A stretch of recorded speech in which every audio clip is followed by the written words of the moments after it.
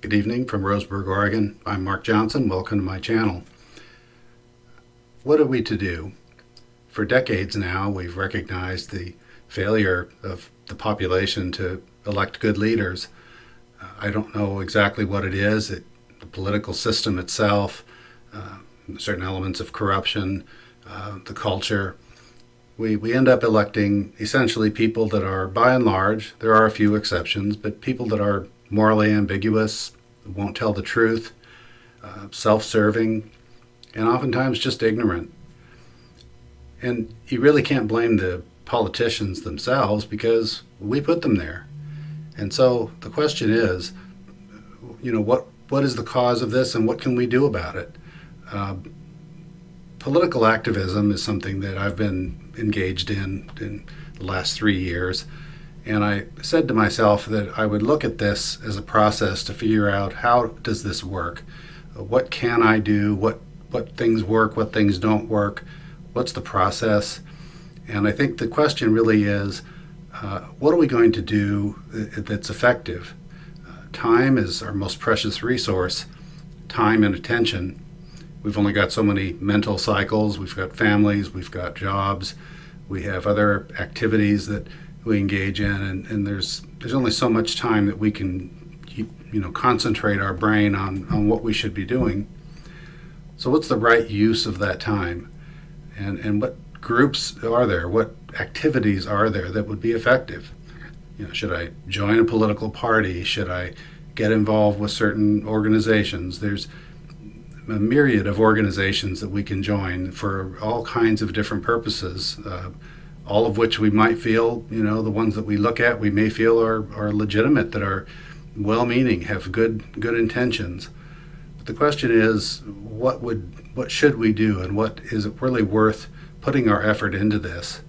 And this, it turns out to be a difficult question, and a question that we need to really think about and consider all of the various aspects of it before we really delve into the question and actually take any kind of an action. That's my view. That's been my experience.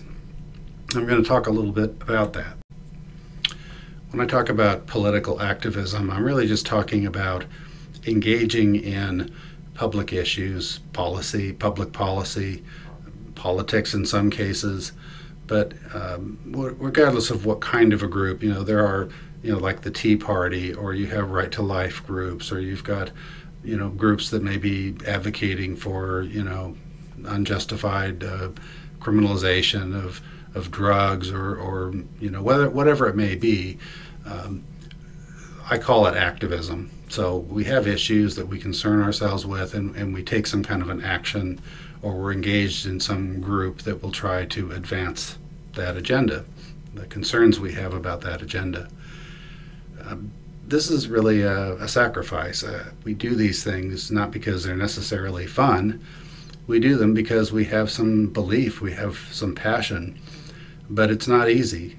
My experience has been that when you're engaged with these kinds of things, whether the people that you're involved with or the organizations you're involved with, you may not always like what they do. You may agree with them in principle, but there may be people, there may be policies, they may be going in a direction that you don't like. These are challenging. These create sort of tensions and maybe sometimes dissatisfaction with what they're doing.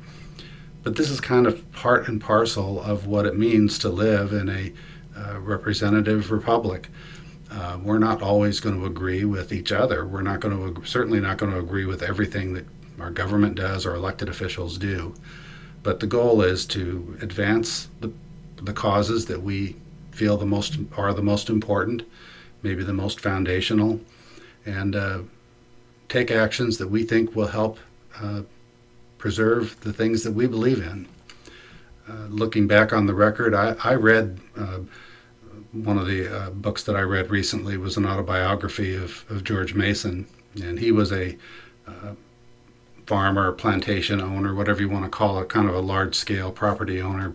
He was one of the founders of the country in Virginia, and he was associated with George Washington and some of the more important figures in Virginia. And it was difficult for him. His personality and his maybe lack of patience at times.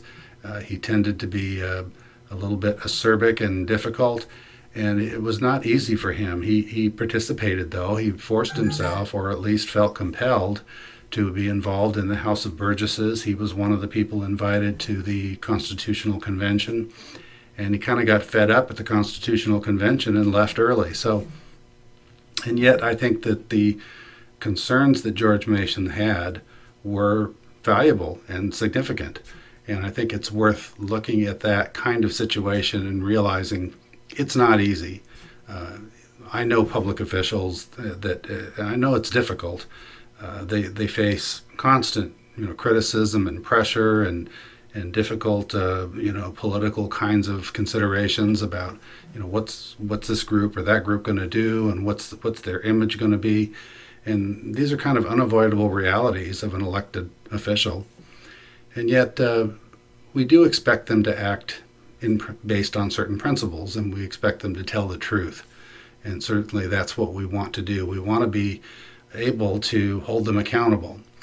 And I think in our kind of society, under the kind of government that was formed, the only way we can have a good government, a responsible government, and one that will react to us, that will respond to us, is if we know what they're doing. And this is not just, it can't just be one person, it has to be a significant amount of the population has to be somewhat aware of what their elected officials are doing, what issues they face, what their position is, how they vote on certain legislation, and so on. All of this is not easy, and I think that it is, to some degree, has to be considered a sacrifice. We may have passion about what we're doing. We may, sort of drive our emotions up to a high pitch about whatever issue it may be, and some of these issues are extremely important. And yet, it's been kind of my experience that you have to kind of have a realistic view about what you're doing, and you can't allow emotions, either good or bad, to have an overwhelming effect on the way you feel, and allow yourself to get too low or to get too high. It's a lot of it is sort of an endurance race, but at the same time, it is something that is part of our responsibility. This is kind of the message I would put, is that I feel there's a responsibility to do something. All of us have responsibilities. We have families, we have jobs, we have other things that we need to do, and it isn't necessarily easy to give up free time, to give up mental attention and effort to be involved in these kinds of things. It's complicated. There's a lot going on. It's difficult to find the time or the resources we need to even understand what's going on. I get that, but at the same time, it's part of what we do. And maybe if we're just focused on one issue, we just focus on the information, the research that we do maybe is just on one thing, because we just don't have the ability to focus on everything. I find myself faced with concerns that are overall in nature, that are more general, and so I'm constantly sort of worrying about this issue or worrying about that issue, and it's almost overwhelming, because I really don't have the time or the energy to do all the research to really develop a sound, well-considered opinion. And so these are some of the challenges that I've had. But even more than that, learning about history, learning about the foundation of the country takes some time too. For me, it did. So I had to go back on my own and find some really good sources and read about pre-revolutionary America, read about that time, that culture, how those people reacted, what they did. I wouldn't necessarily even characterize the founding of the country as a heroic generation, although I do think that a lot of the leaders were very well informed, well educated, and really thoughtful people, but they all had their flaws. There was so many things about that founding era that was not that much different than today. People did not agree on everything. People did not think the same way about everything. There were differences in temperament, differences in style, differences in tactics. And certainly the whole time you didn't see a unified country. You saw people that didn't want to get engaged in the revolutionary effort. Most people didn't. And probably a majority, more than a majority, kind of shifted around saying, well, I don't think this is going to work, so I'm going to go towards the loyalist side. And they would shift back and forth depending on who they thought was going to win. And it was not clear for many years who was going to win. And so this kind of chaos, this kind of uncertainty, and the seriousness of what they were confronting is not terribly different than what we see today. We see the same kinds of dissension, we see the same kinds of debate and rhetoric and propaganda even, and all these things are quite similar. So part of it, learning the history and sort of placing ourselves in a context that reflects back on that, I think is helpful. And then also looking at ourselves, reflecting back on ourselves after we've learned a little bit. Certainly I felt this way after I learned a little bit about what the Declaration of Independence actually was trying to communicate, why they felt so strongly, why they got to the point where they even had a revolution.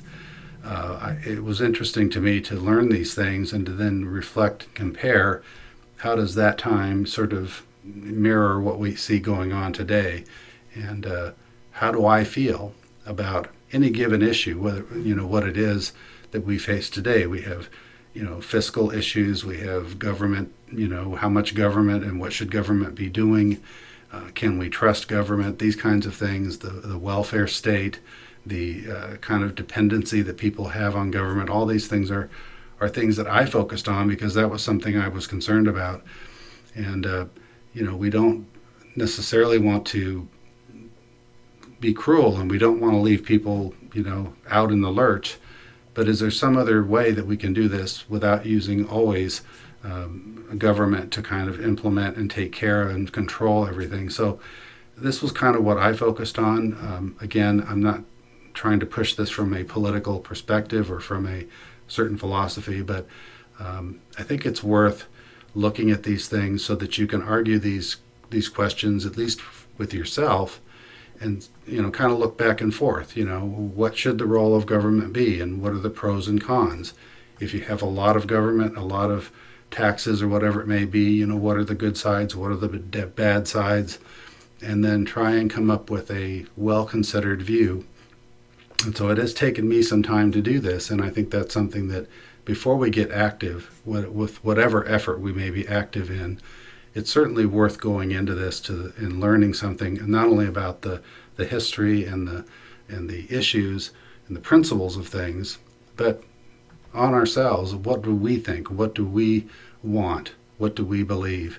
And base that on something more than just reacting to what we see from the pundits, what we see in the media, even the alt media, whatever it may be, and then try and think independently. And I think this is something that I found one of the more important things that I've learned is the need to think independently and rationally, and to try and base things on as much information as I can get and as well thought through as I can get.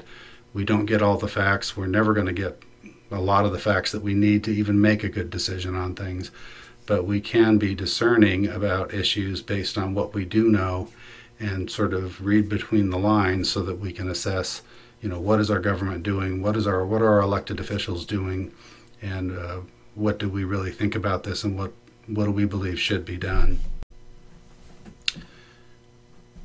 Regarding, activism and being involved in these social political kinds of groups, I found that myself, one of the things that is a challenge is to learn about them.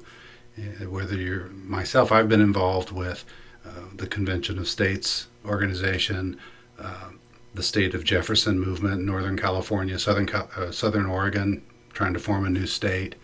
I've been involved with the Republican Party, and have been interested in many other groups as well. So you can tell what my political background is, but it really is something that you have to learn. You have to learn what these organizations do, how they function, what the different roles, how they're organized.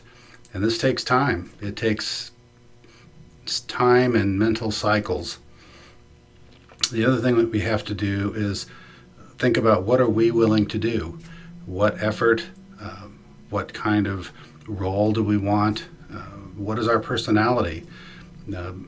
Frankly, I mean, I'm an introverted kind of a person, and I think at least half of the population tends to be on an introverted side. And there are good things and bad things, or good, not necessarily bad, but introverted people tend to be more reflective, think more, more patient maybe, or more thoughtful about things. Extroverted people tend to be more out there, spontaneous and this kind of thing. So we have to take into account, what we're willing to do, what our strengths are, what our talent may be, if we have talents. Everybody has certain talents, and what our temperament is. And so these are things that we have to think about whenever we decide to be involved in some kind of movement. Another thing is to, what are our expectations? What are our expectations in terms of what we will do, what we expect the effect will be, and the benefit will be, not only for ourselves but for others. And all of these things take a little bit of contemplation, a little bit of thought, a little bit of consideration, and then we can decide to get involved a little bit. My suggestion would be to be less involved. I think maybe not a mistake on my part, but a thing that I did was just jump in. I would jump right into some group and take on responsibility, commit myself to do things that I really didn't quite know enough about yet. And of course, they will let you do this. I mean, it's all voluntary, and so many of political activist kinds of groups, they're looking for more members all the time. And so it's easy to get sort of sucked into too much commitment or too much involvement. So my thought would be a little careful about that, and at least be circumspect about what you're doing and how fast you're moving and how much you know, and these kinds of things. The other thing is, how do we act and think as an activist? There's a tendency, I think, at least for people that have been sort of frustrated, and maybe they've been riled up because of all of the, propaganda and the things that we read tend to spur us an emotion. The emotions have been overwrought on so many areas, and it's really not a good thing. Certainly, propaganda, one of the tactics of propaganda is to play on emotion. Sometimes it's fear, sometimes it's anger, sometimes it's uncertainty, or whatever it may be. But we don't want to let those kinds of emotions drive us in terms of when we try to engage in civil society and we want to make a difference. We don't want to necessarily be driven by these, harsh rhetoric and partisanship. And we want to try and be more reasonable, more rational, and that's something I would suggest. We also have to look at what activities are we suited for, how much time do we have, and really consider what we're willing to do and what we're able to do. That would be my thought. I think there are several kinds of groups that a person can be involved in, even the parties. In the Republican Party, there's a lot of things I don't necessarily like. It's not the party itself. I mean, the party is just a group of people. I will say this. I think there's things that you will learn, I have learned, by just being involved. You get to know a lot of people. You get to opportunities to meet public officials. You get an opportunity to see how the process works, how politics works, what the mechanics are of these organizations, how things actually get done, how people work in groups. I think a lot of us, we're so used to basically a life that consists of, work and family and home, and that's pretty much it. We may have some social circles we mix in, but I think a lot of us don't do it because we don't have the time, we don't have the energy, we don't have even the desire to, get out there and mix with a bunch of people.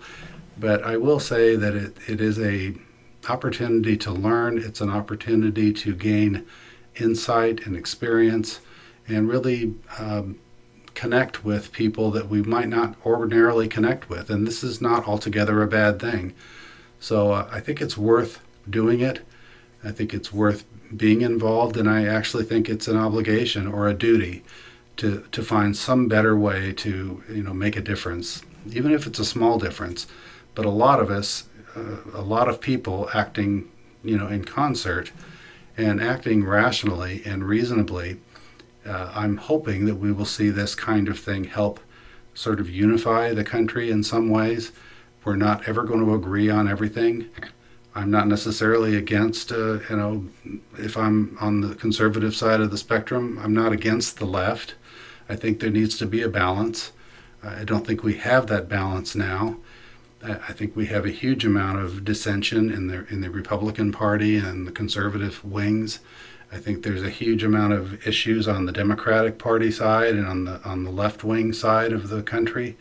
So we are in kind of a political chaos right now. And this is maybe an opportunity to help steer us in a better direction, and maybe even steer us in a more unified, a more rational, a more well thought through way of going forward. So we do need to improve things. We do need to improve our government, and maybe we need to find better people to actually get out there. And so if we need to vote people out and vote them out in the primaries and get somebody new in, I'm all for it. Regardless of what party, I think we need different leaders. We need people that think differently. And of course, myself, being out of the baby boom generation, I think our time is over. I think we need to get people from the next generation now and even younger, maybe even millennials, to start getting involved and not have all of this this baggage and this, the way that we've been conditioned. I think a lot of us have just been affected by all these years of a certain kind of thought forms and attitudes and beliefs that we need to sort of get rid of that, jettison that stuff, and go forward into something better and something new, at least compared to where we've been for several decades now. So that's my comment without going into specific groups and so on. I think this is something that is worth investigating and worth putting some time into, being better informed, and then taking some kind of action. And we can't always, all of us, do the same, and we're not all the same, but we can do something, and it will help improve the situation in the country, which right now is somewhat rattled, somewhat disarray. We might be starting to see things coming together a little bit more, but it's going to take some time, and it's really going to take people thinking and acting in a different way. So that's my perspective. Hopefully that was helpful. And if you like this video, please subscribe to my channel, and I'd be glad to hear your comments. Thank you.